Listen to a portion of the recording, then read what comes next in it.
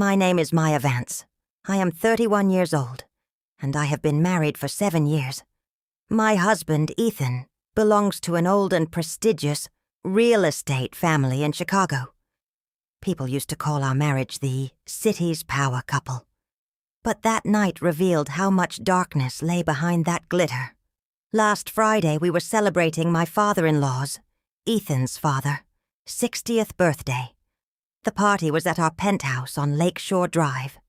The room was lit with expensive crystal chandeliers. Jazz music was playing, and the city's elite were all present. I wore an emerald green silk dress, and Ethan stood beside me, chatting with everyone. Everything was absolutely perfect. But then my eyes landed on Brooke. Brooke, Ethan's older sister, and my sister-in-law. She was standing in a corner, glaring into her champagne glass. Brooke had considered me an outsider from day one. She thought I wasn't worthy of their family's prestige because I came from a normal middle-class background. She would often mock my clothes at parties or call my business decisions luck. I always ignored her. But that night, there was a glint in her eyes I had never seen before. The party was at its peak. Ethan was standing on stage, about to give a toast to his father. Everyone fell silent. Ethan raised his glass and said, "To the man who taught me everything, my father." But before he could finish the sentence, Brooke smashed her glass on the floor. The sound of shattering glass spread silence throughout the hall. Brooke walked toward the stage. Her face was red with anger. Ethan asked, "Brooke, what is this rudeness?" Brooke didn't point at Ethan. She pointed at me. She shouted, "Silence! Because tonight this family's perfect daughter-in-law is about to show her true face. Ethan, the woman you're running this house with is a fraud. Maya has been stealing our family's money and sending it to her old lover." Whispers began spreading through the hall. The mic almost slipped from Ethan's hand. My father-in-law said angrily, "Brooke, come to your senses. What are you saying?" Brooke pulled out her phone and waved it in the air. "I have proof. Maya has withdrawn $200,000 from the company's secret accounts over the last 3 months. And I also have photos of her meeting with a strange man in the dark of night." She turned her phone screen toward the crowd. There were some blurry photos and screenshots of bank transfers. Ethan looked at me, pain and questions in his eyes. My friends started moving away from me, and Ethan's mother turned her face away in disgust. People started whispering. "I said it from the beginning. This girl only came for the money." But me? I stood there silently. I didn't start crying, nor did I shout in my defense. I just looked into Brooke's eyes. She smiled, thinking she had destroyed me. I looked at Ethan and said, "Ethan, do you believe me?" Ethan said in a trembling voice, "Maya, what is all this? What Brooke is showing? Those bank statements belong to our company." I smiled slightly. Brooke shouted, "Why are you smiling now? Your game is over." I pulled out my phone and pointed toward the 85-inch smart TV in the living room. I said, "Brooke, you're right. Everyone deserves to see the truth. So why don't we check my cloud server instead of your phone? I've saved some special recordings over the last week." Brooke's face paled for a second, but she recovered quickly. "Go ahead, connect it. Let's see which new lie comes out now." I airplayed my phone to the TV. The screen showed loading. Everyone's breaths were held. Ethan was gripping my hand tightly. I took a deep breath and pressed the play button. But what appeared on the screen wasn't a photo of any affair. It was something that made the phone slip from Brooke's hand. The loading circle on the TV screen ended, and everyone's breath stopped. Brooke was standing near the stage, smiling as if she had won a war. But as soon as the first video clip played, her smile froze like ice. There was no romantic photo on the screen. Instead, there was footage from our company's CFO, Chief Financial Officer, Mr. Henderson's cabin. This was a recording from a small hidden security camera I had installed a week ago in my office. The video clearly showed that it was 11 p.m. The office was completely empty. But then the door opened. No one other than Brooke walked in. She sat at Henderson's desk and calmly plugged a pen drive into his computer. A stunned silence fell over the entire hall. Ethan looked at Brooke, his face turning red with anger. Brooke stammered. That's nothing. I was just looking for an old file. I turned up the volume with the remote. In the video, Brooke was talking to someone on the phone. Her voice echoed throughout the penthouse. Yes, I've created a backdoor entry into the accounts. Using Maya's digital signature, I've transferred $200,000. Now I just need to plant those photos. Ethan should believe that his wife is robbing him and running off to her old boyfriend. Once Maya is out of this house, we'll split all the money between us. The glass slipped from Brooke's hand and shattered. People were now looking at Brooke with disgust. Ethan snatched the mic and roared, "Brooke, what nonsense is this?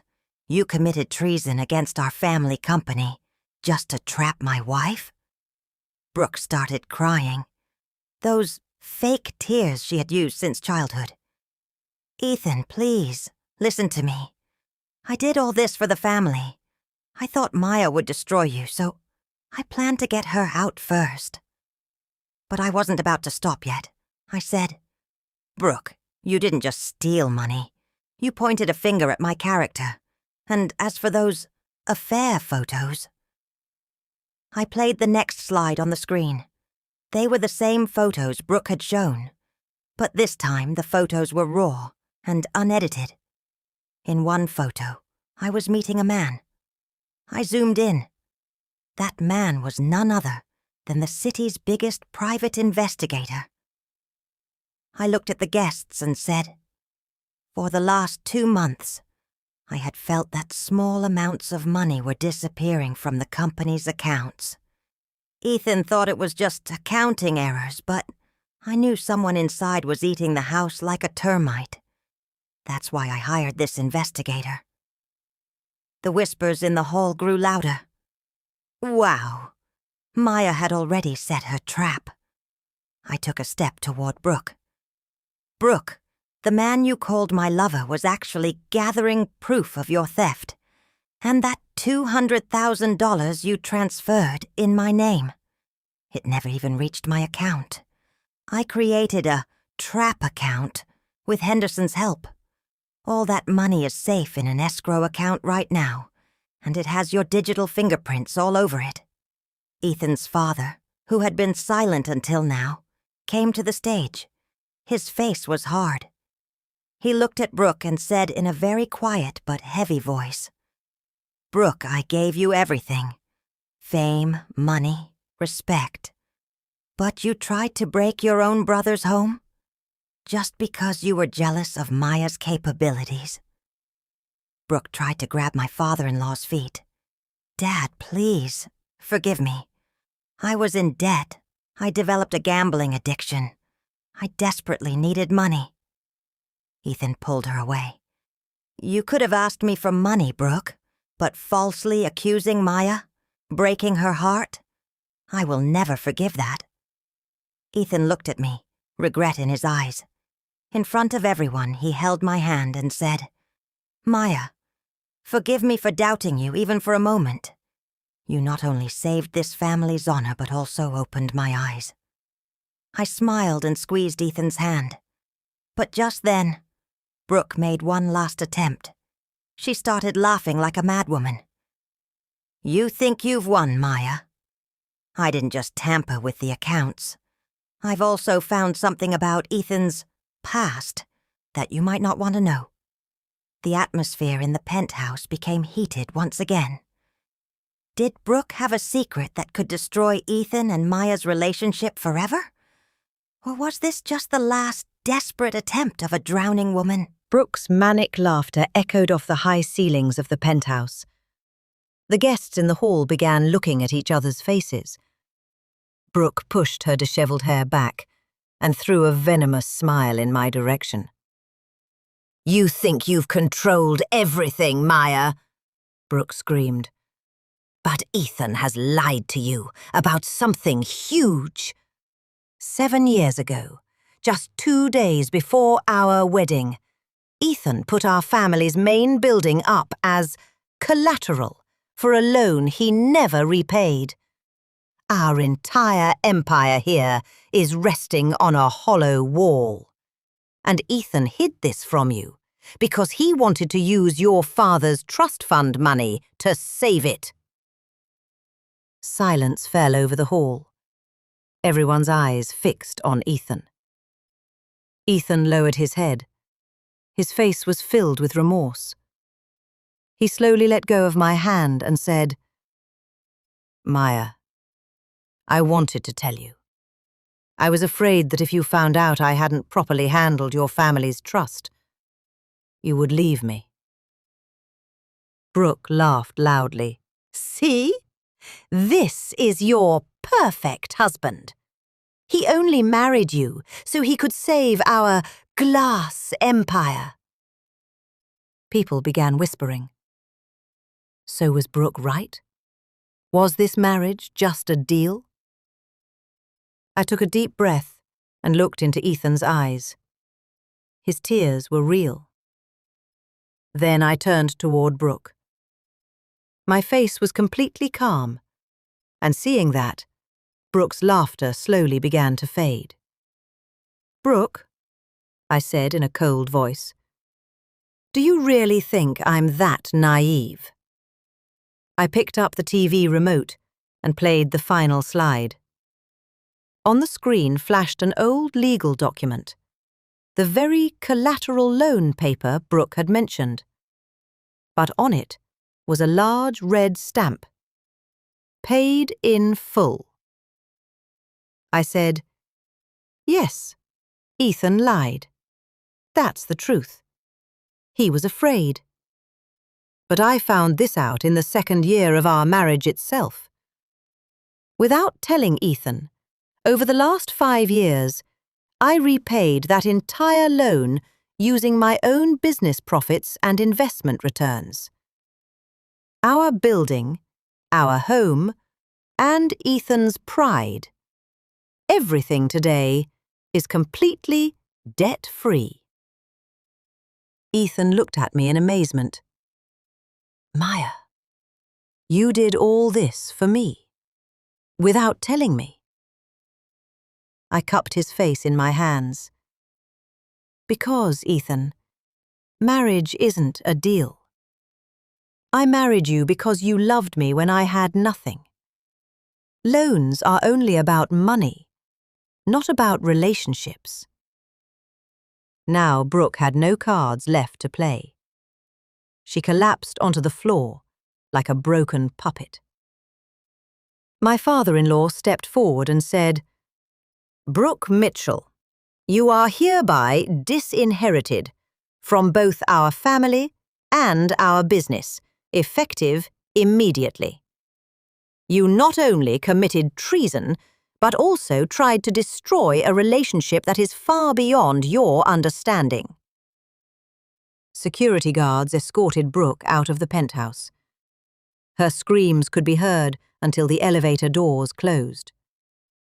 Once again, jazz music began playing in the hall. Ethan's father picked up the mic and said, "Tonight, we are not just celebrating my birthday, but the courage of the true owner of this house, Maya Vance." Everyone applauded. Ethan took my hand and led me to the dance floor. "I don't deserve you, Maya," he whispered softly in my ear. I rested my head on his shoulder and said, "Whether you deserve me or not, time will tell. But for now, we have turned our glass empire into a real rock." That night, after the party ended, we stood on the balcony watching the lights of Chicago. Our anniversary cake was still sitting there, and we cut it together. That night wasn't just about revenge. It was about a new beginning. A place with no secrets, no lies, and no Brooke. True it is, when you dig a pit to bring someone down, you are the first to fall into it.